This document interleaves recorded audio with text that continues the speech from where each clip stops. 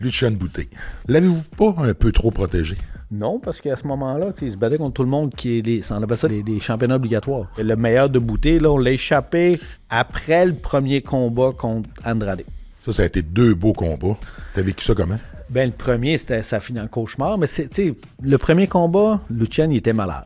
Puis, Dr. Leblanc me dit, Stéphane, il dit, je ferais pas boxer Boutet, moi, si j'étais toi. Je dis, pourquoi? Il dit, son système nerveux, il est à côté, là. Il est fatigué, ton gars. Là. Fait que je sors du bureau, je dis, Lucian, Dr. Leblanc, il dit qu'on devrait peut-être pas boxer. Il dit, Stéphane Andrade, là, il sera pas capable de me toucher, toi. Puis si tu regardes le combat, Lucian va bien, puis au 10e, il casse. Puis il se fait ébranler, puis il va sur le cul à la fin du 12e. Fait que pour nous autres, c'était décevant. Là. Dans notre tête, on méritait pas la victoire.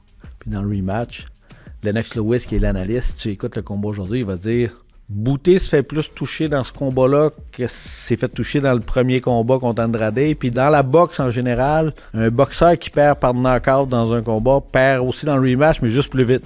Puis à ce moment-là, Lucian, il pince Andrade sur un crochet de gauche à la tempe. Puis après ça, Boutet le finit avec une shot au corps. Fait que ça a réglé le dossier Andrade. Mais suite à cette victoire-là, quasi défaite contre Andrade, à l'entraînement, Lucian, il disait, Steph, je ne retrouve plus mon petite affaire en dedans, mon zip que j'avais musculairement.